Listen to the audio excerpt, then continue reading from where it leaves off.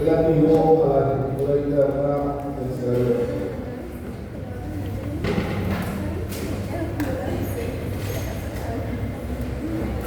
Cerebelo, como su nombre indica, nombre latín significa cerebro pequeño. Y si ustedes recuerdan de la clasificación que hicimos en la clase pasada, cerebelo, aparte de pertenecer a la estructura del sistema nervioso central, desde el punto de vista funcional pertenece al sistema nervioso somático. La razón de que el cerebelo pertenezca a este sistema es que va a estar conectado por unas pasillos o vías o tractos, como le quieran llamar. Nosotros acá desde el punto de vista de la anatomía lo llamamos pasillos. Yo recuerdo que en fisiología ustedes van a estos mismos pasillos, lo van a llamar tractos o vías. Pero es lo mismo. Entonces, el cerebelo está en total comunicación con todo el resto de los componentes del sistema nervioso central, es decir, está en total contacto con relación con la médula espinal, con el bulbo y con el cerebro. Tal como les dije, su principal función es controlar el movimiento. Movimiento que al nacer en las áreas que veremos posteriormente en el siguiente objetivo, es un movimiento que cuando se gira es llamado movimiento grueso, es decir, es un movimiento torpe. De manera tal que el cerebelo es quien refina el movimiento. Eso permite que el cerebro intervenga en los fenómenos de precisión. Yo siempre le pongo el ejemplo yo tengo este indicador aquí. Mi cerebro está viendo el indicador, porque el cerebro también está conectado a las vías visuales. Entonces, si yo quiero utilizar este indicador, la corteza, porque es el elemento consciente, ordena a la mano a través de la vía espinal que agarre ese indicador. Pero el indicador que sale de las áreas corticales que gruesas, cuando no hay cerebelo, el movimiento se hace de manera brusca, es decir, yo empezaría a buscar hasta que en uno de esos intentos logre agarrar el indicador del objeto concreto. Eso no ocurre si usted tiene su cerebelo interno. Si su cerebelo está bien, es simplemente lo que hace es girar y ya. El cerebelo permite llevar a cabo una función que se llama metría. Metría es medición. Es decir, mira, calcula la distancia y hace que el movimiento se ejecute precisamente donde es necesario. Ustedes tienen que saber eso, porque eso es una de las formas de exploración del cerebro. Cuando tengan un paciente que lo van a tener, una de las cosas que le va a referir familiar al paciente es que no puede coordinar los movimientos, porque el cerebro interviene ahí. Pero no solamente interviene en la coordinación del movimiento, sino que el cerebro interviene en algo que es muy importante para el ser humano, como es el equilibrio. ¿Okay? Entonces, eso va a ser otra de las funciones del cerebro, junto con los otolitos del oído interno, junto con la visión, son los tres elementos fundamentales para mantener el equilibrio del ser humano. Esto hace que, son tres, el ser humano, con dos elementos se puede mantener, pero con un solo elemento de regulación del equilibrio. Entonces, medida, equilibrio, control del movimiento, control del tono de son funciones del cerebro. Ese organito que se encuentra acá, en la fosa posterior, ¿okay? Y que muchas veces es desdeñado y olvidado por los médicos. Cualquier médico se le olvida de que la gente tiene el cerebro. Y es terrible, porque cumple una serie de funciones que son vitales para el ser humano. Ubicado en una zona bastante peligrosa, que es la fosa cerebral inferior, debajo del término, ¿okay? Debajo de la tienda que se le llama tienda del cerebelo, tienda del cerebelo que está constituida por la madre. Por lo tanto, si ustedes ven ese imagen, el cerebelo prácticamente está encajonado en un triángulo, ¿okay? En el cual no hay mucho espacio. Por delante va a tener el tronco encefálico y por detrás va a tener el lóbulo occipital. ¿Por qué tienen que saber eso? Ustedes no tienen que saber eso. Porque el pulmón o el tronco encefálico es el centro de regulación. Señoritas, por favor, señoritas. Miren que vi muy pocos asistentes como si no les interesara. Simplemente ustedes me lo dicen y la estudio. Tienen que realizar un ejercicio. Ya, bueno. ¿Quién me dice? Bien, entonces, ¿por qué es importante eso? Por dos cosas. Uno, delante va a tener el tallo encefálico. El tallo encefálico es el centro de control de todos los elementos vitales, respiración, pulso, frecuencia cardíaca, estos tres elementos son vitales y se encuentran en centros neuronales que están en el tronco encefálico. Mientras que detrás se va a estar en relación con el lóbulo occipital, específicamente con la cintura ganglional, que es el centro de la visión. ¿Por qué les digo esto? Porque muchas veces una alteración del cerebro se produce simplemente por una alteración de la visión. ¿Okay? Yo recuerdo, porque yo soy amigo de mi caso, yo recuerdo el caso de una joven, 19 años, muy hermosa, que estaba en tercer año, y consultaba regularmente, déjenme decirle esta gente, por favor.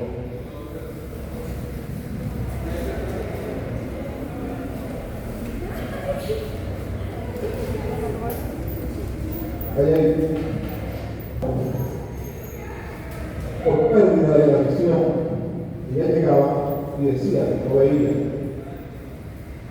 que consultó muchas oportunidades de los residentes de medicina interna, por el tercer año estamos abajo, que no debería ser, estaba en el primer año, y cada vez la retiraba y decía que lo que tenía era una experiencia que pasaba, la muchacha la interesaba. La emergencia, cuando la emergencia era para emergencias médicas y quirúrgicas, ahora es al revés, ahora muchas quirúrgicas traumatológicas, que eso parece un infierno.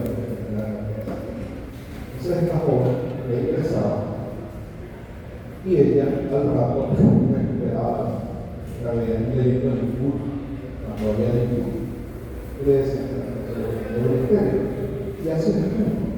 Hasta que un día, después de 5 o 6 veces que la botaba, llegó una noche y el presidente me llama y me dice, ¿cómo se hacer? Ya huyó la muchacha.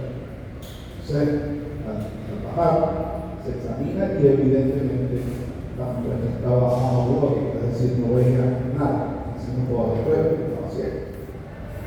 Estamos ingresando.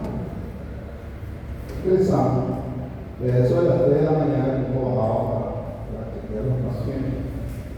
Y le digo, vamos a subir. Y yo, salga. leyendo. Porque ya la había empezado. Yo le dije, bueno, sube y después fue suave. Él quiso, yo en la mañana y llegué a la sube. Al llegar a la mañana, estaba otra vez en el día de trabajo. Yo voy a ir a la universidad, me detectaron que había hecho eso, ya estaba ciego, no veía nada. Resulta que, para hacer el corto del cuento, eso es mi caso, una paciente que sufría de atrofiarme tipo 2. Atrofiarme tipo 2 es la anomalía de formación del cerebelo. El cerebelo, en vez de tener el normal, el peso normal, era todo. ¿Qué era lo que ocurría? Que cuando esa parte sufre de otras elementos, que es una agujero occipital muy grande y la base, es decir, la porción inferior del hueso occipital es horizontal, por lo tanto, el tallo encefálico hacia entraba, salía.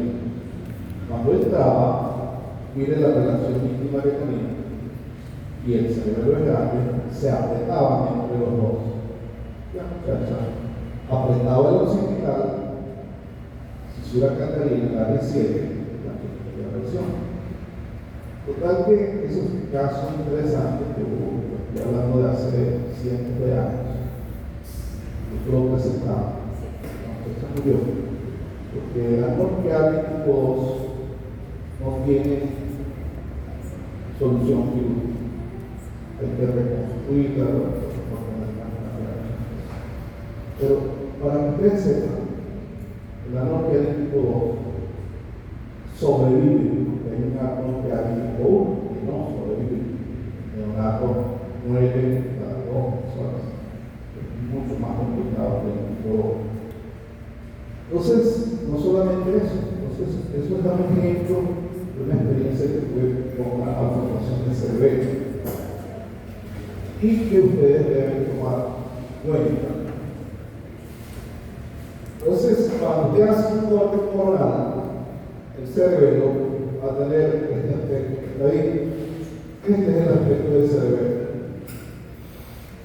Evidentemente, si ustedes quieren aprender micro, tienen que aprender macro, por ejemplo. No pretenderán aprender micro si saben macro. Este es el aspecto. ¿Ok? El cerebro.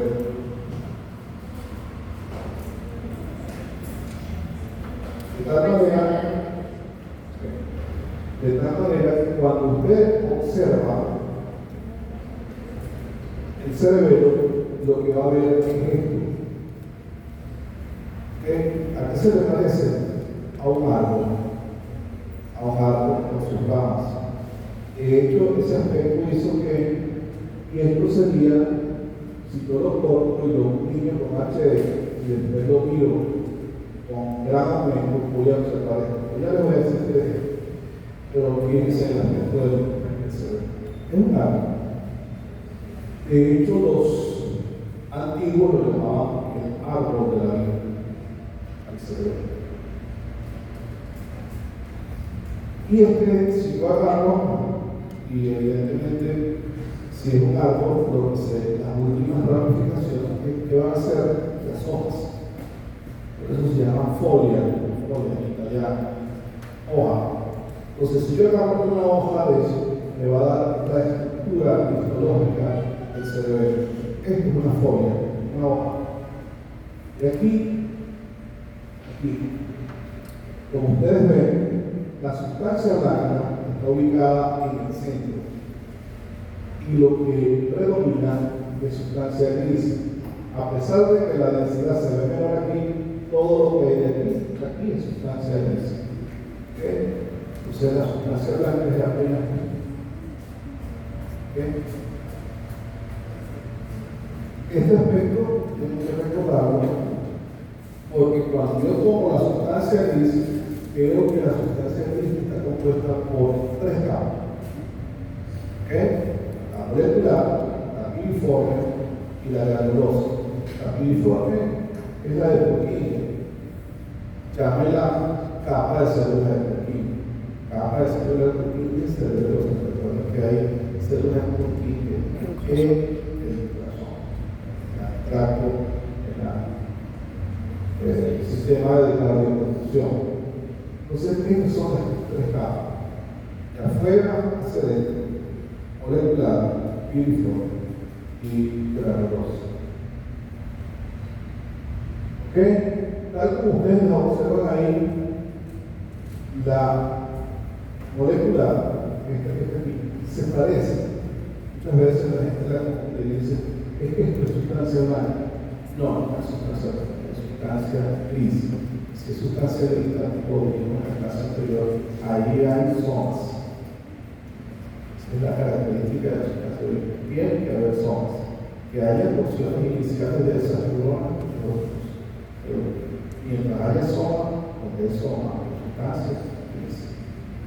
Lo que pasa es que la cantidad de células es muy pequeña, ya la vamos a describir, que está muy elevada, y eso hace que la densidad sea muy clara. ¿Qué células encontramos en la capa molecular? Vamos a encontrar dos células cuya definición es muy similar, que son las células estrelladas y las llamadas células C. En algunos textos, como lo he venido acá en otras oportunidades, dicen que existe una célula de Golgi. Sí, existe una célula de Golgi, pero es una célula epitelioide de Golgi, no es una Golgi 2, porque la Golgi 2 se encuentra en la capa más profunda, en el área de la capa granulosa. Entonces, aquí vamos a notar y la vamos a describir estas dos células. ¿Ok? ¿Qué es lo que dice? Bueno, si hay pocas células de estas dos, ¿qué es lo que hay aquí? Ahí lo que hay es mayormente las dendritas de las células de Purkinje. Las células de Purkinje ya las describiremos en su oportunidad, son las células principales o fundamentales del cerebro. Son las células que reciben y la respuesta de ella. A todas esas funciones que he mencionado, Purkinje es la que da la respuesta. Una pregunta, ¿hay una diferencia histológica entre las células de Purkinje en el corazón y el cerebro? Histológica, totalmente, el origen empezando, el origen del neurodermal. Y ahí es un origen mesodermal. ¿En función? ¿Tienen la misma función? No. La célula de Purkinje, la rienda es transmisión de la electricidad de potencial de acción. Esta es simplemente recibe, que ahora verá las aferencias que le llegan al cerebro, que son numerosas, y la respuesta, es decir, constituyen las eferencias del cerebro.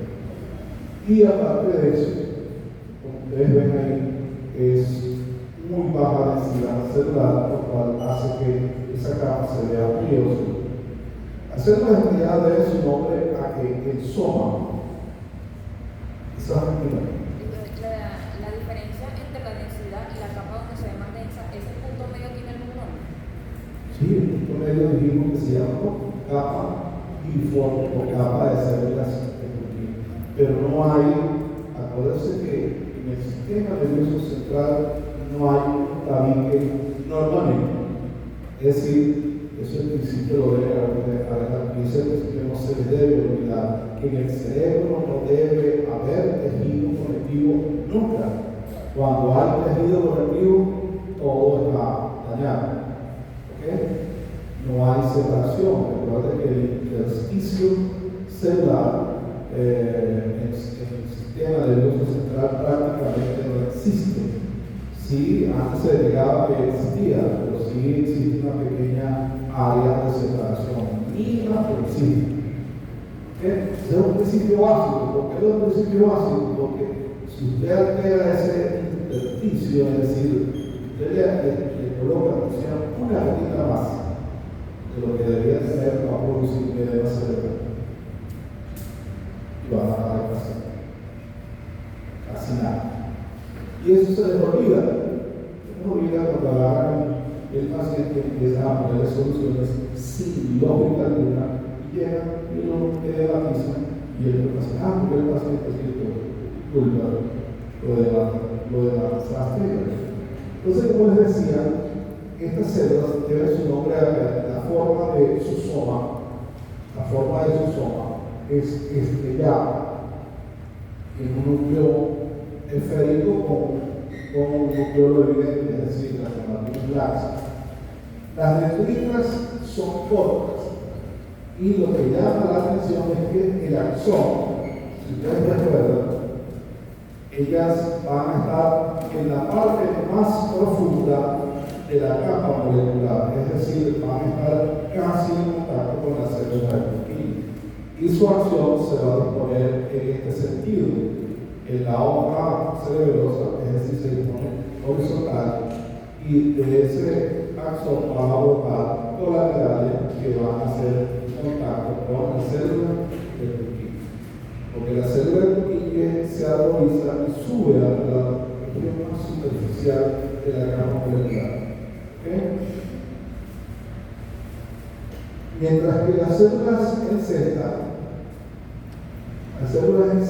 se llaman precisamente, y aquí se llama cesta, porque el núcleo, como les dije, el núcleo es estrellado, casi igual a la célula estrellada, de menor tamaño y una cromatina más densa. Pero lo que llama la atención es que esa célula, su axón, también se arboriza, veanlo aquí, se arboriza y se dispone alrededor del soma de las neuronas de Purkinje. Es decir, el contacto la sinapsis que se establece es de axosomática. Y estas células son, desde el punto de vista fisiológico, son células excitadoras. La única célula inhibidora va a ser la célula de Purkinje.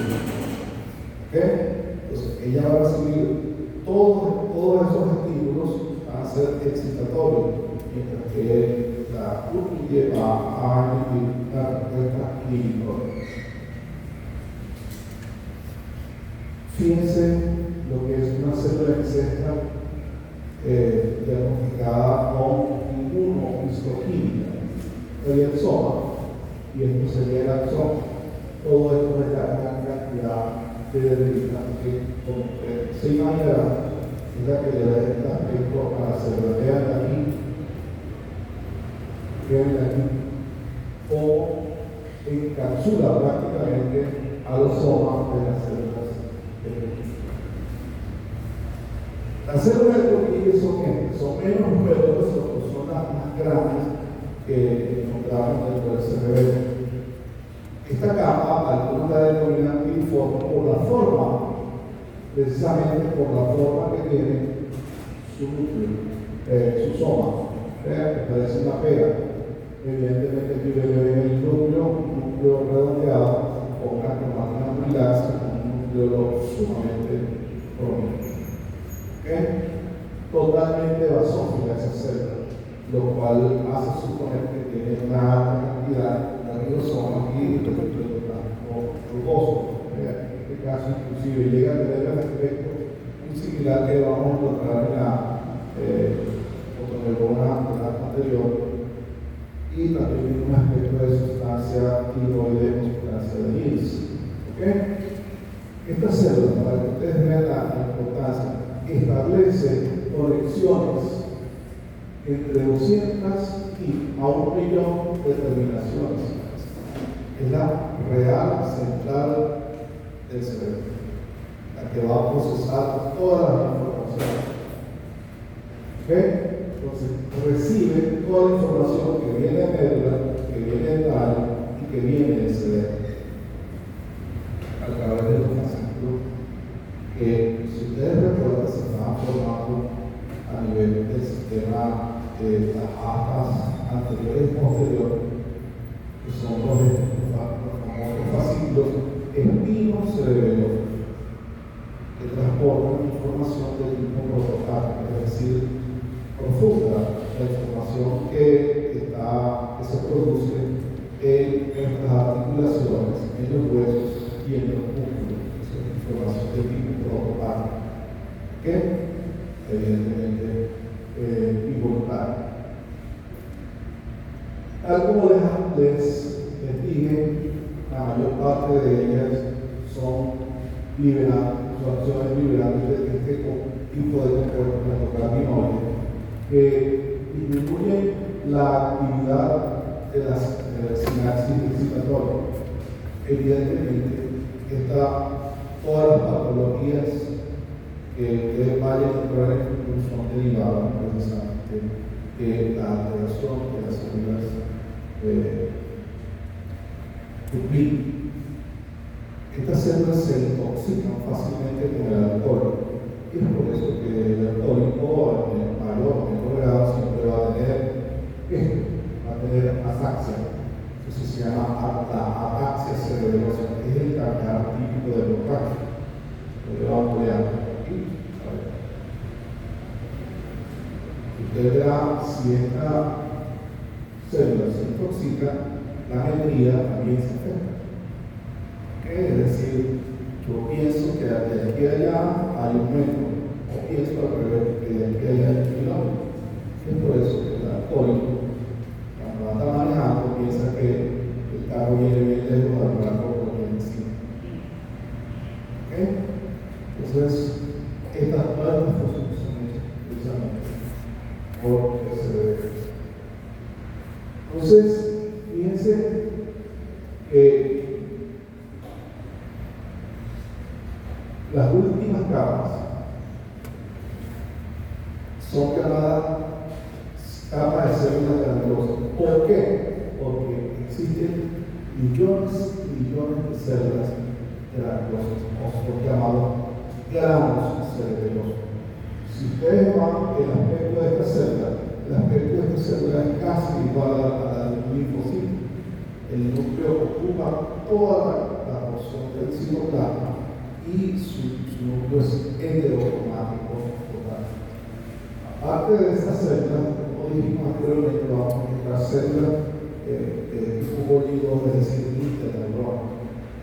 ¿Por qué? Porque estas células van a formar los glomérulos cerebrales, y la vamos a ver cuáles son los componentes. Entonces, su núcleo pequeño, ¿ok? Como les dije, con una cromatina muy densa, y los axones son amielínicos, ¿ok?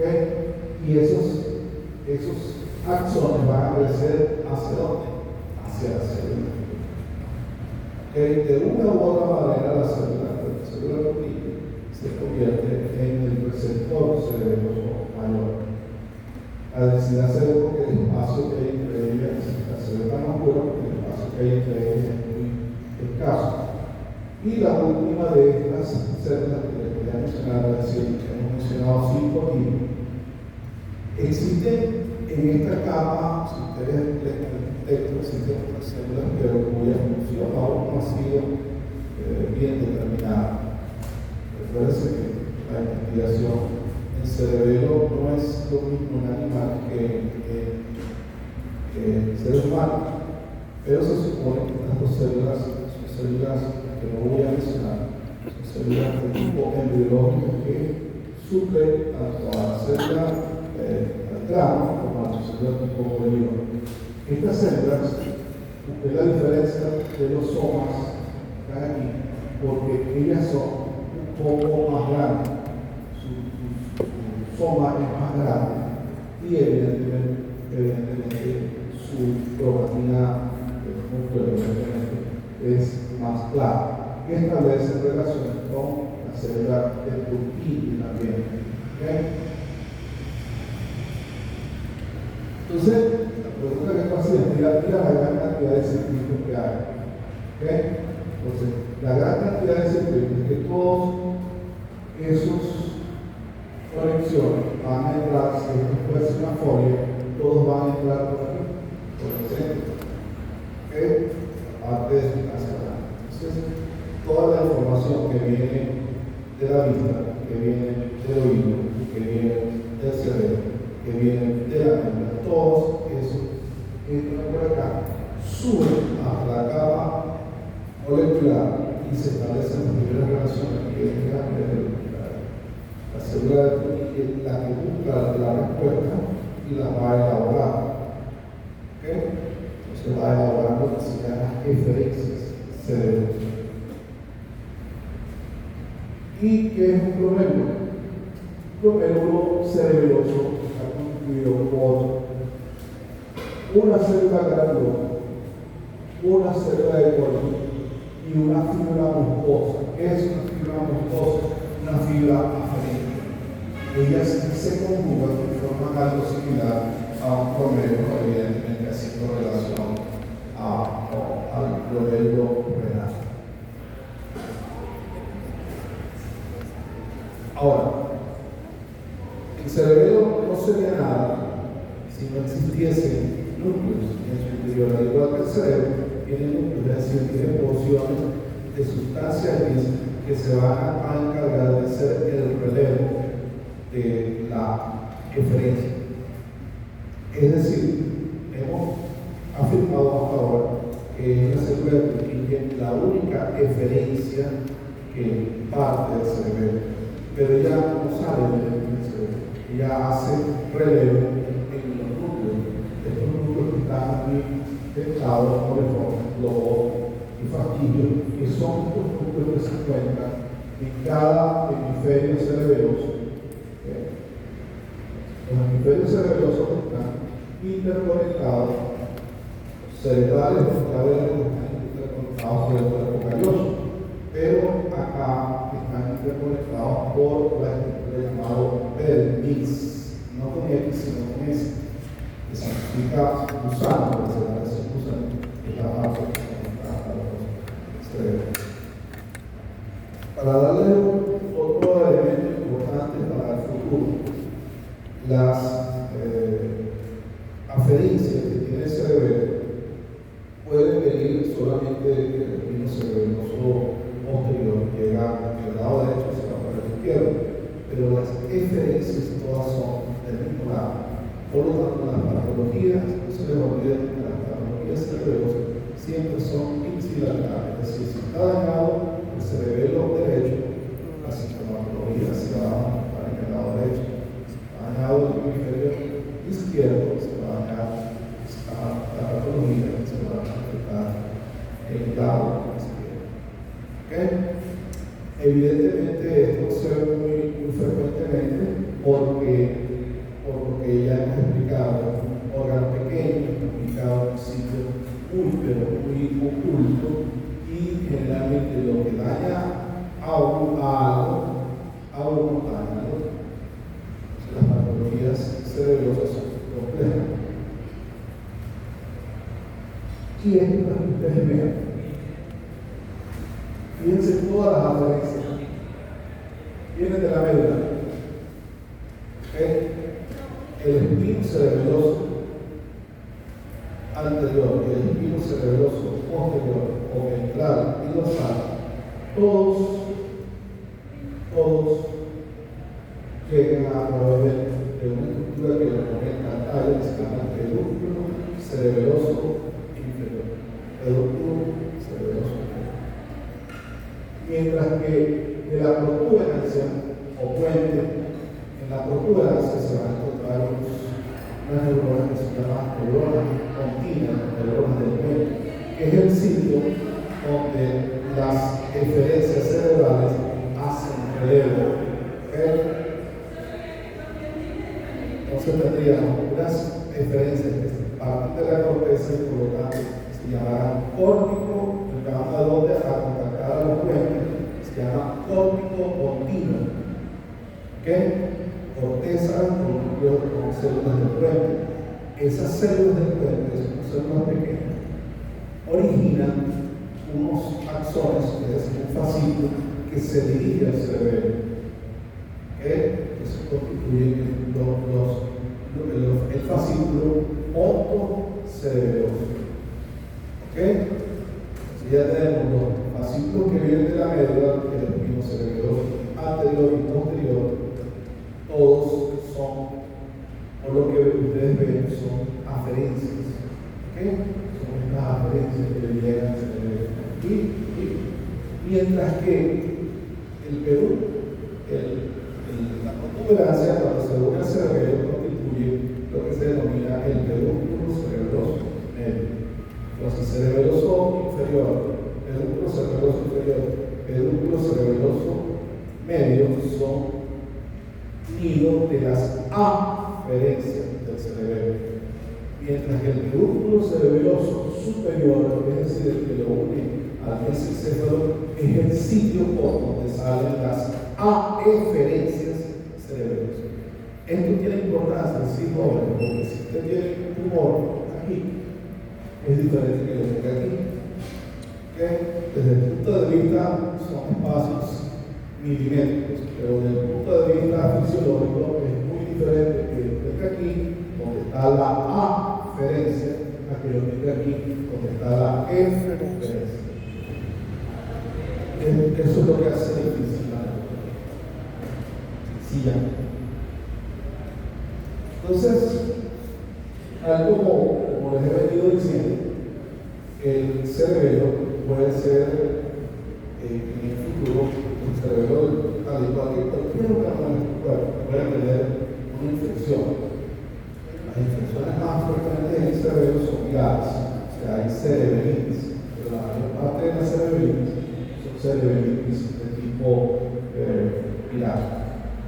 Puede tener, como les mencioné, en el caso de malformación, puede tener tumores, son muy raros los tumores cerebrosos. ¿Okay? El cerebelo se afecta por la relación íntima que tiene con los que están a su alrededor, con el bulbo, con la protuberancia, con el meses. ¿Okay? Evidentemente, todas estas palabras que están aquí son palabras que ustedes en el futuro, en la semiología, en la psicotécnica, tienen que aprenderse. Estas son las mismas funciones. Eumetría se refiere a lo que les estaba diciendo, la capacidad de medir distancias. Y sostenia significa el mantener el tono muscular, que es por eso que forma parte del sistema somático. La sinergia significa que se pueda realizar el mismo acto en ambos lados simultáneamente. La diafotosemesia es el equilibrio. Le manda al paciente, pero fácilmente lo que manda al paciente a tocarse la nariz, mirando el frente, tocándose con el dedo, con la mano extendida, y le dice que se toque la punta de la nariz. Los borrachos no lo hacen, por eso es la prueba que le hacen. No están intoxicados de tocar la nariz, pues hacen la frente, para que veamos el prueba de la Tanto tiene que hacer para verificar. Bueno, aquí no, aquí le hacen estás muy bien. $50. Entonces, la prueba es muy sencilla, usted no necesita mucho. Poner el paciente aquí, mirando al frente, que se toque la punta de la nariz.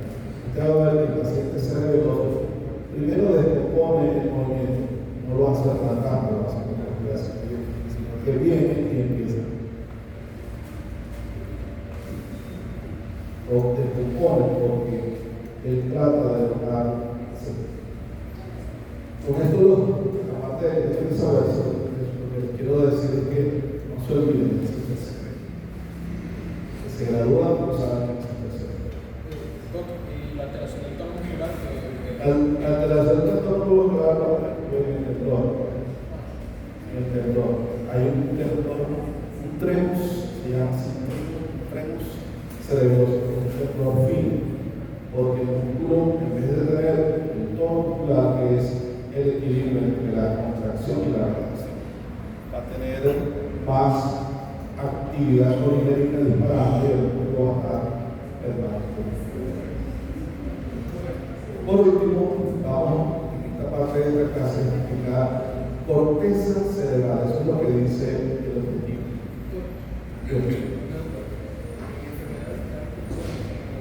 No tiene nada que ver, si tiene que ver el cerebelo, pero la enfermedad de Parkinson se produce por la alteración de los otros componentes del sistema motor, que son los núcleos de la base, pero no por el núcleo subtalámico del luz, que pierde la capacidad de secretar su neurotransmisor, que en este caso es la dopamina.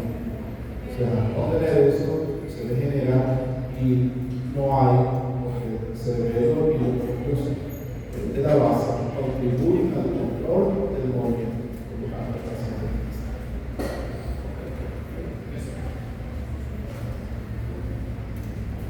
Como les dije desde el principio, el objetivo que se tiene como estudiante de pregrado es que al menos domine estos dos áreas de la neurología, la motilidad y la sensibilidad, y que pueda explorar.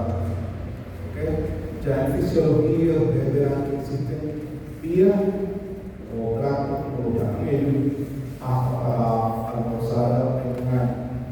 Pero lo que me interesa es que ustedes por lo menos dominen la vía motora y la vía sensitiva. ¿Okay? Este es un cerebro, un hemisferio, el izquierdo. Entonces, como ustedes ven,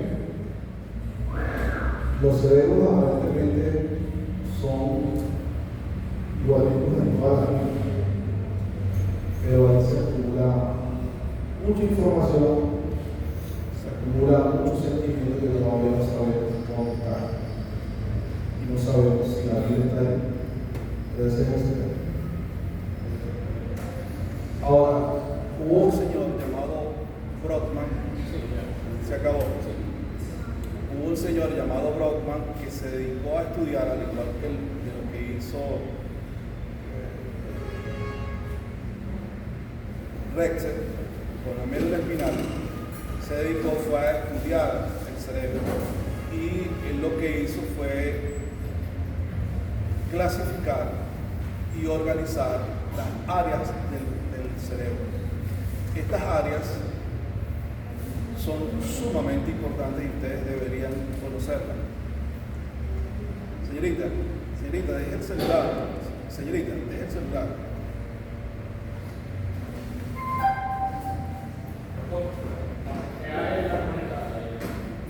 Ya. aló. Bien, esto, como les decía, esto es la clave para que ustedes en algún momento se luzcan haciendo diagnósticos topográficos. ¿Por qué? Porque esto no ha cambiado nunca. Estas áreas que están pintadas aquí, señalándoles las ubicaciones, no han cambiado nunca. El área presental, es decir, lo que está delante de la cisura de cisura rodánica, que constituye la circunvolución frontal ascendente, es el área motor. ¿Junto con qué? Con el área prefrontal y junto con el área del lenguaje, en la zona. Todo esto, Brodmann le asignó números. Y es por eso que dice el área 4, el área 8, el área 7, el área 7. Entonces, si usted sabe dónde están cada una de las cosas, puede decir, tiene una afectación de tal. Ayer,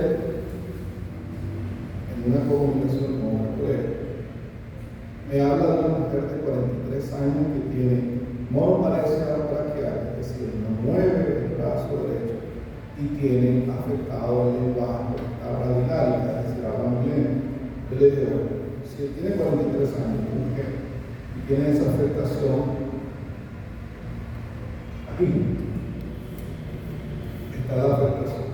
Probablemente por ser mujer tenga una neurina, son más propensas a tener alergia y lo que se le haya roto una neurina. ¿Y dónde? Aquí, en el valle siliano, donde entra la arteria cerebral media. ¿Y de qué lado? ¿Derecho o izquierdo? Izquierdo. ¿Está afectado qué? El brazo derecho. Entonces, izquierdo. Le dije, mándale a hacer una tomografía, para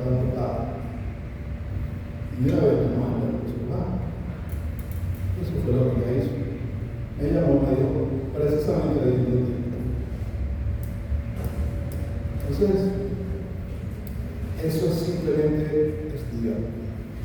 Es malo, es inteligente. No, eso pierde más. Que no me interesa. Ayer graduaron 252 estudiantes de esas cosas que ellos llaman universidad. Pero usted le pregunta quién lleva a la lengua y probablemente no sé cuál lengua o sensorial de la lengua. Esa es la diferencia que hace que una universidad como la Central, como la Andrés Bello o como la Simón Bolívar que tienen el ranking, es la pequeña diferencia. Sé que a mucha gente no le gusta eso, y decir que yo me gradué en Oxford, en Harvard, es muy diferente a que me gradué en la Bolívar. Bien, aquí entonces, como ustedes ven, están todas las áreas que el programa se dedicó a señalar, y aquí está algo que ustedes deben aprender: la correlación de cada una de estas áreas con las funciones. Ahora, ¿quién da eso?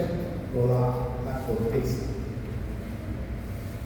La corteza en el cerebro se ubica superficialmente. O sea, cuando usted escuche cortical o corteza, está hablando de la capa más superficial de todos los lóbulos cerebrales: frontal, parietal, occipital, temporal. ¿Ok? La superficie. Hablando de esto, que es cortical. ¿Ok? Y de eso es lo que vamos a conversar. Entonces, repito que cada una de estas áreas, por ejemplo, todas estas tres, la frontal ascendente, el área prefrontal y el área prefrontal, constituyen toda lo que se denomina el área motriz, y que en este punto encontramos generalmente el lado izquierdo, el lenguaje está del lado izquierdo. Si me preguntan por qué, no. Cuando usted ve a alguien afectado por el lenguaje, ya usted sabe de dónde está, a menos que sea un extraterrestre. Eso es, está en el lado izquierdo. Que el Señor no reconozca las cosas, que el Señor no hable, se ponga a llorar porque no entiende que esto es una llave, ¿cómo se llama? Que empiezan a mirarlo. Y debe ser horrible tener la imagen aquí, pero no poder transformarlo en el trabajo. Se pone a llorar. ¿Qué les cambia? Eso crea mucha angustia. Como les dije, estoy hablando de cosas sencillas, pero hacerlo eso en un consultorio es largo y tedioso. Por eso es que no hay muchos que se dedican a la neurología. Tal vez será por eso, porque en el doctor no cobran tanto. Si quieren hacer un buen examen clínico, tienen que dedicar al menos una hora. ¿Entienden? Ya usted lo dijo. Esto es lo que produce el movimiento que yo estoy haciendo aquí. El lingüístico es el cognitivo, el conocimiento. El área de Wernicke es el área cognitiva. ¿Ok? La memoria.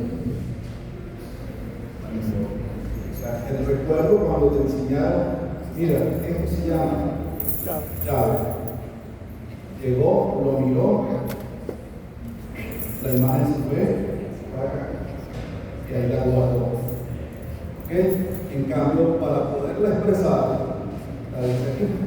Entonces, hay individuos que tienen expresión con el lenguaje. ¿Cómo se llama esto? Cabro.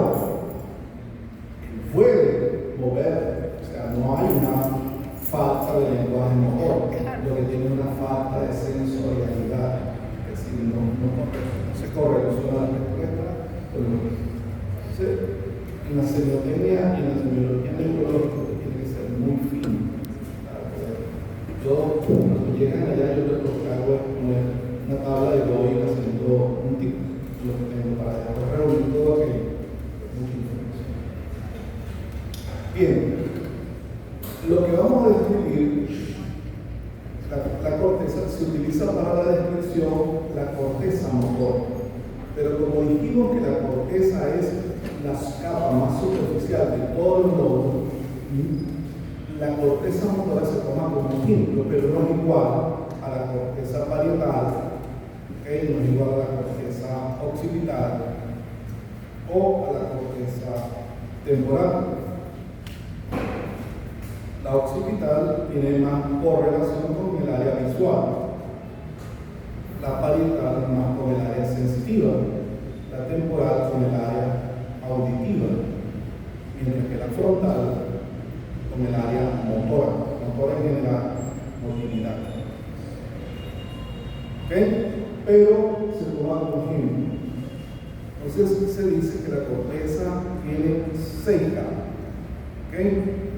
Igual, la misma pregunta que usted dice, capas que usted dice, hay una capita aquí que me separa, no hay nada, no hay límite. Lo que hay es que se hace en base al predominio del tipo celular que existe en cada una de ellas. Y usted lo verá. ¿Okay?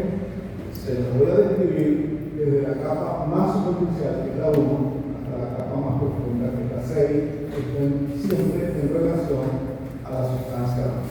¿Por qué? Porque todas estas neuronas que están aquí, que están aquí en su zona, van a enviar su proyección a la sustancia blanca y de aquí es donde se van a dirigir para realizar sus eferencias.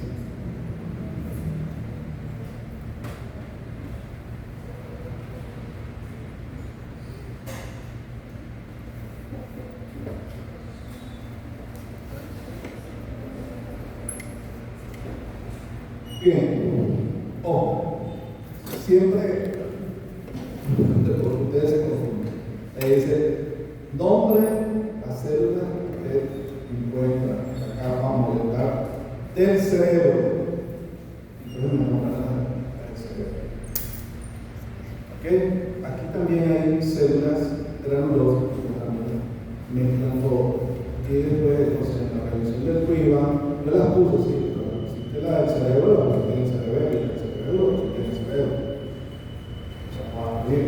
Entonces, la primera capa, o sea, la capa más superficial, se llama igual que la capa molecular. La segunda, como ustedes lo ven, se llama granulosa, pero hay una diferencia, hay una externa y hay una interna. La siguiente, muy sencilla. Recordarse, se llama piramidal, más cerca de la superficie, es externa, porque hay una piramidal interna y la última se llama punto. Muy fácil, entonces recordarse. Molecular, granulosa externa, piramidal externa, granulosa interna, piramidal interna y múltiples. 6 capas. Acuérdense que son las 6 capas de la corteza motora. Las demás habrá en mayor o menor grado estas 6 capas. Por ejemplo, si vamos al extremo, al área visual, la corteza occipital, allí no se necesita, por ejemplo, la presencia de yo le voy a explicar por qué. La piramidal interna prácticamente no. Entonces, tal como ustedes ven ahí, la primera capa o capa molecular están dadas por las células tejadas o células horizontales, que se llaman así por su disposición. El soma se dispone de manera horizontal y aparte de eso, tiene un axón que, como ustedes ven, todas se dirigen a hacer contacto con si allá era el Purkinje, la célula principal de la corteza cerebral es la célula piramidal. Evidentemente se llama así, porque la forma de sus somas se parece a una pirámide.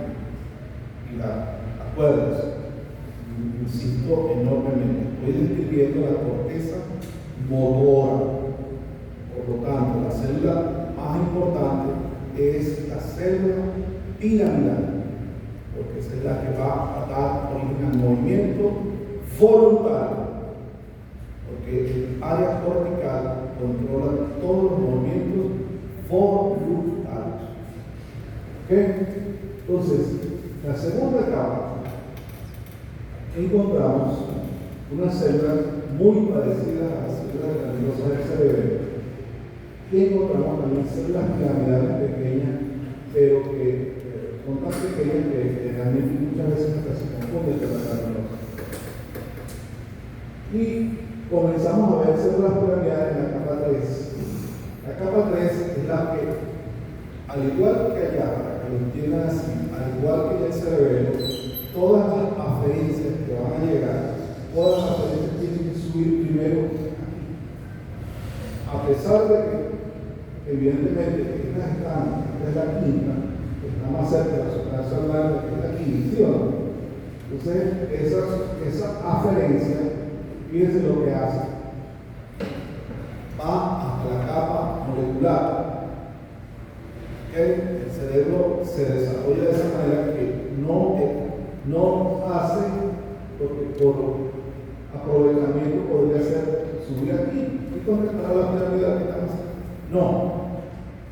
La piramidal recibe una información que vino desde lo más externo y la primera asociación que ella tiene con las células horizontales verticales, las que están más superficiales. Luego vienen las capas granulosas, donde encontramos células que, para complicar el asunto, células que tienen forma de estrella. Y la capa piramidal interna, como les dije, de la zona cortical motora es la más importante, porque ahí vamos a encontrar las células efectoras de movimiento, que son las células gigantes, piramidales, células de Bex. Entonces, hay piramidales a este nivel, pero hay piramidales a este nivel, que es la quinta. Esa quinta es la que se llama la primera motoneurona. Y la segunda motoneurona la vamos a encontrar ¿dónde? En la médula. Entonces, cuando le dice tiene un daño de motoneurona 1 o primera motoneurona, se refiere a las células migrantes. Cuando dice tiene un daño de motoneurona 2 o síndrome, ustedes van a estudiar, se llama así, síndrome de motoneurona 1 superior o síndrome de motoneurona 2 o inferior. La capa multiforme, vamos a encontrar células de asociación como las células de Martin. Si despejamos todo eso, porque esto es importante, despejados los elementos que lo podríamos llamar erróneamente fibrilares, es decir, dendritas y axones, y nos quedamos con las puras zonas. Vamos nuevamente a describir. ¿Qué encontramos en la 1? La célula 1. ¿Qué encontramos en la 2? Célula de retorno. ¿Qué encontramos en la 3? La piramidal. ¿Qué encontramos en la 4? Célula de receptor. ¿Qué encontramos en la 5? La piramidal interna. ¿Qué encontramos en la 6? La célula de retorno. Esta se la elaboré yo. Y les pregunto de nuevo, ¿dónde en qué capa se encuentra la célula de retorno?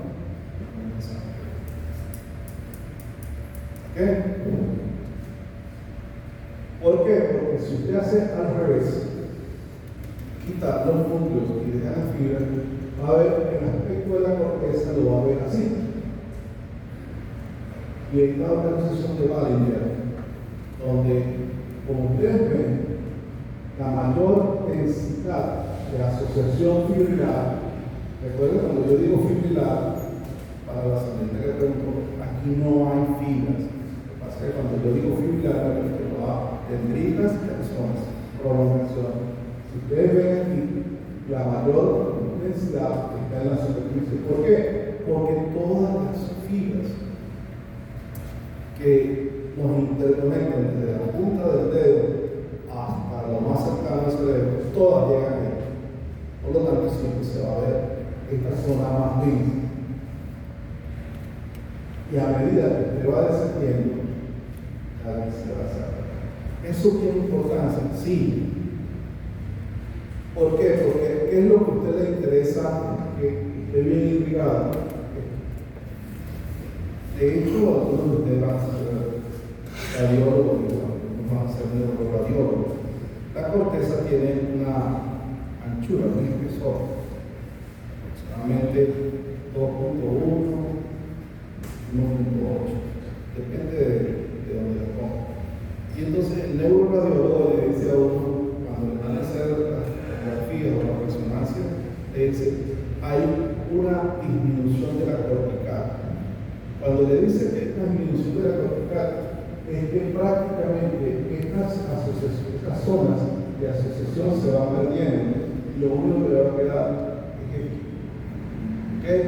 Entonces la cortical de un anciano, más un anciano, que es un trastorno cognitivo, es prácticamente un hilito negro.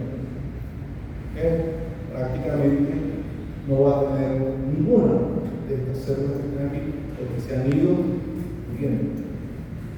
¿Ok? Y eso es lo que explica lo que usted va, se mete en el negocio de medicina interna o de geriatría.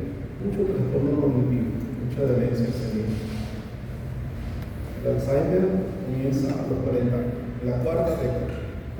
No es como dice la gente, que son estudiantes de medicina y no puede decir, ah, mira, viejito, tiene un Alzheimer. ¿Entiendes? El Alzheimer comienza a los 40 años, la década de 40. Entonces, fíjese que aquí le volvimos a hacer la correlación entre los tipos de células, entre las capas y la correlación con los tipos de neuronas. E igual aquí, lo que se veía al principio, que se veía una masa parece uniforme, resulta que no es uniforme. Es la 1, la molecular, la 2 está la glucosa externa, y así sucesivamente. Pero repito, no hay un límite definido entre una y otra. Esa es una referencia bibliográfica que yo le decía.